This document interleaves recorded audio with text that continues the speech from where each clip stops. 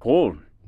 Today's evening, I want to give an opener for topic of overstimulation, being overloaded, and there's many different aspects and levels to it. It can be something with physical, emotional, and mental, all these different levels, and in a very macro and micro scale, all of the processes and environment and what we consume, basically all of normal people nowadays living Western society are definitely overstimulated, and without knowing that they are even overstimulated, people might think they are just doing normal, but that's because they often do not have any reference what the normal could be, and you are just constantly being this hyperactive and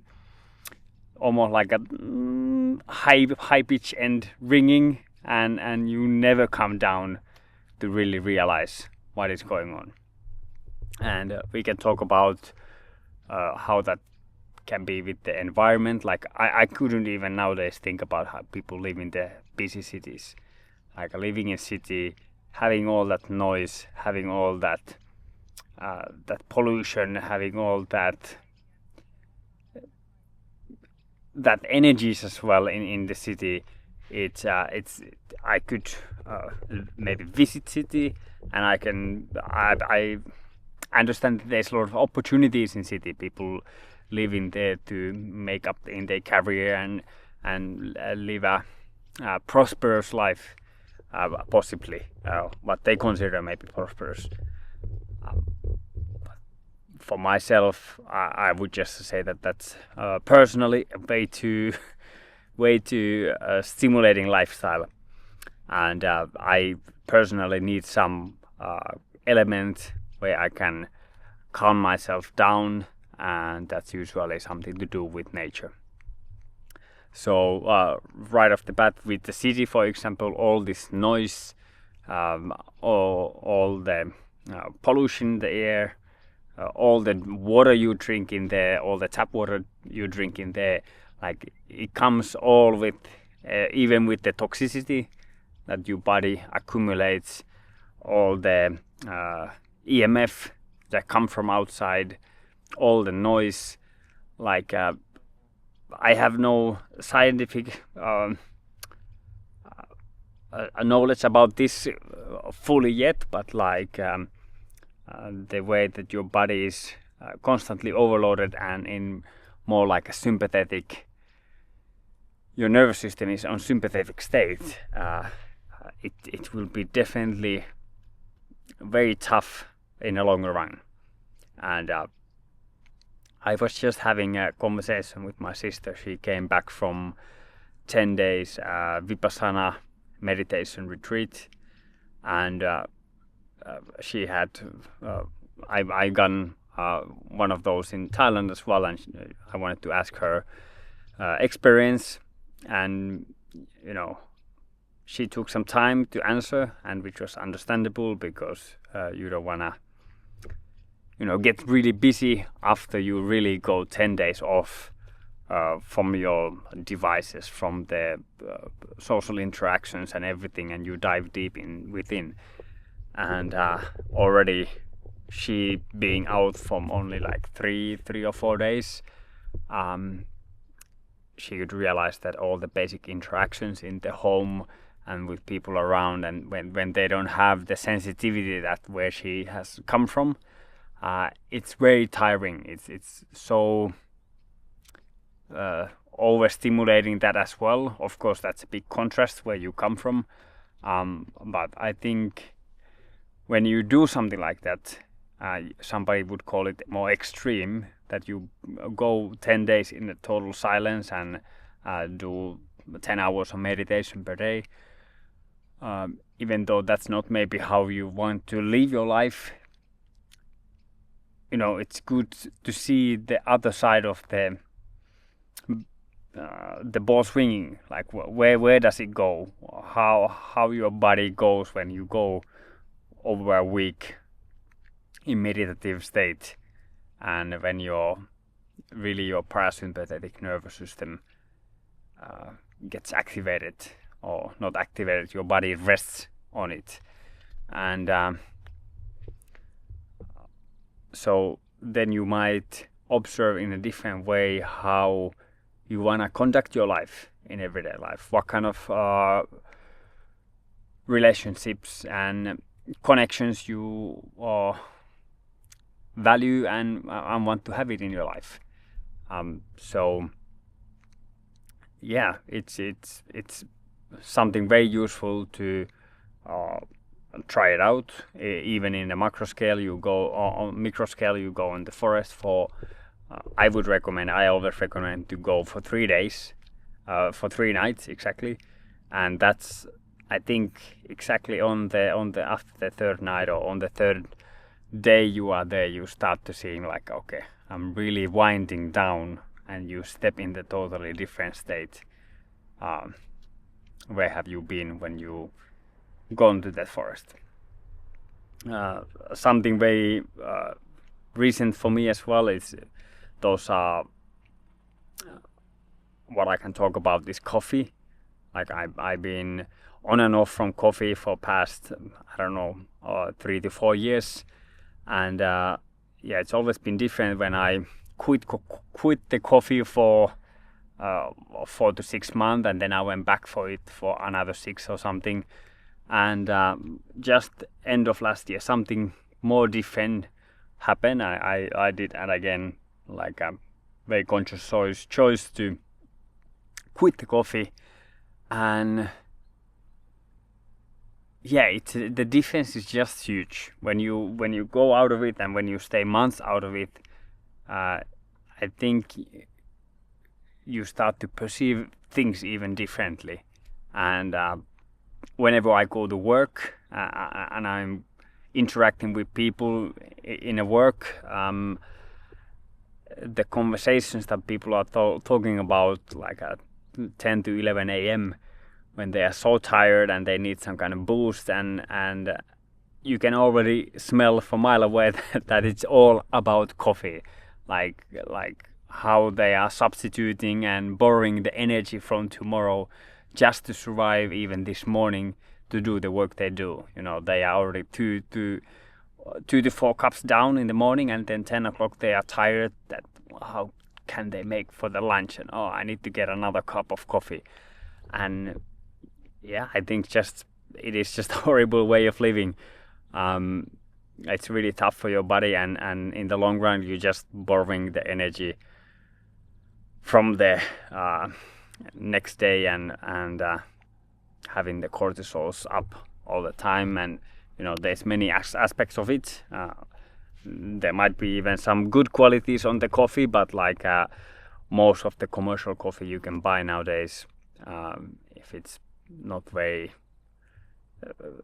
super high quality and organic, there's gonna be so much negative side effects what you gonna get from it, whether you like it or not. I know in Finland the coffee consumption is crazy. It's maybe one of the highest in the world. Another one recently where I have paid attention, that's also a bit more than a half a year. It's blue light on screens, and right now in the summer it's the best way here in Finland. Finally it's summer, so it's easy to go out on the evening, and right now in the morning, and right now it's evening as well. I'm just here with the sunset as well, to end the day with the sunlight and start it in the morning with the sunlight, and being very cautious and aware of the blue light that you are affected, or you suspect yourself what kind of blue light do you consume. I don't know how, I cannot get up the right word right now. And for me, I start using blue blockers. I use filters on my computer, and it has helped so much. Both of my both for my well-being and for my sleep. And funnily enough, on my business, I do events and live streaming on events. And whenever I go to the work gigs, I go into these public buildings with bright LED lights, and I have the screens for my live streaming setup, and I don't have any filters on that.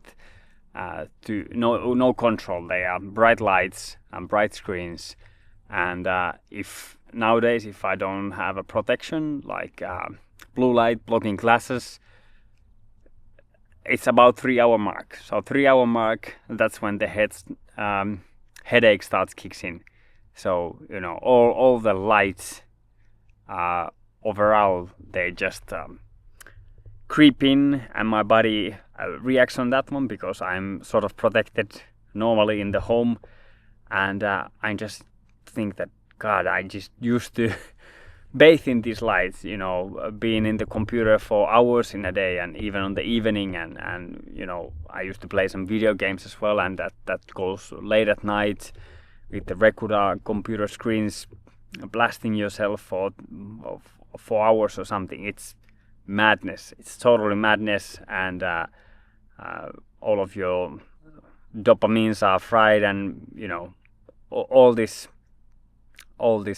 side effects. So that also showed me very clearly how numb I was for these processes. Like I get like eyes went sore on the evening when I went late on the evening, and that's probably everybody can experience it. But even that I have to go there, like nowadays it's no way I go that far away.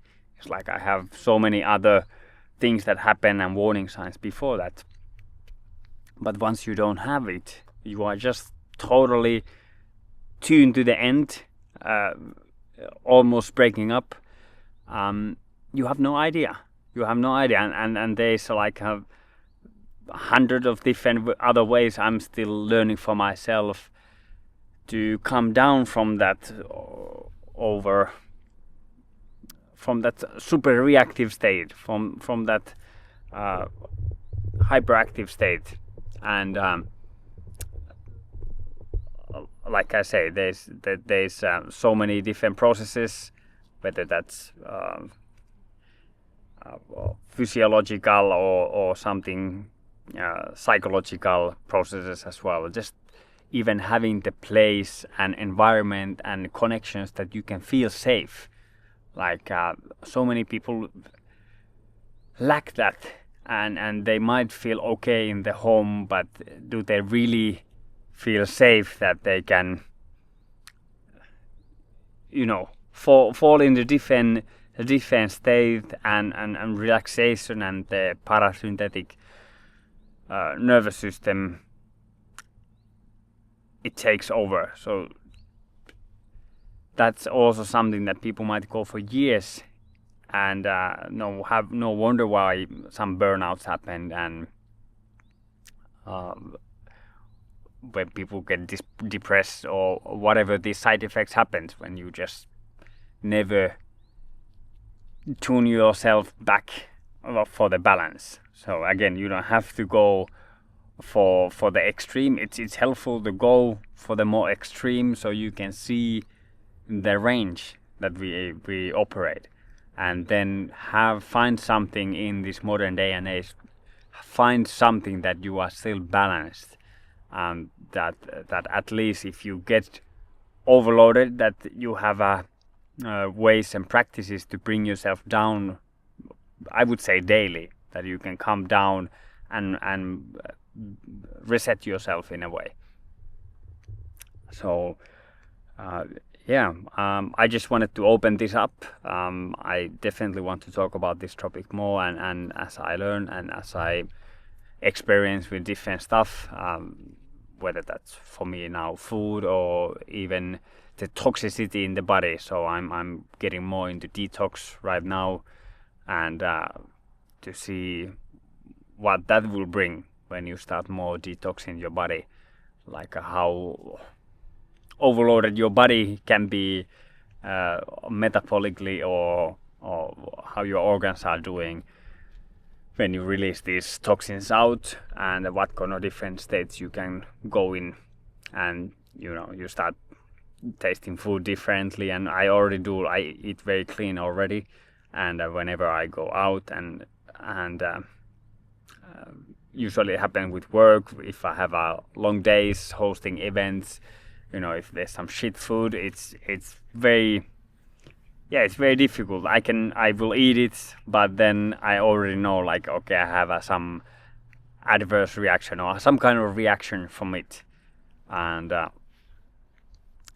I'm definitely, like I said, I'm going to go down this more and experience more, and hope to share you more about this topic, and maybe hear what's your experience about it. All right, see you tomorrow.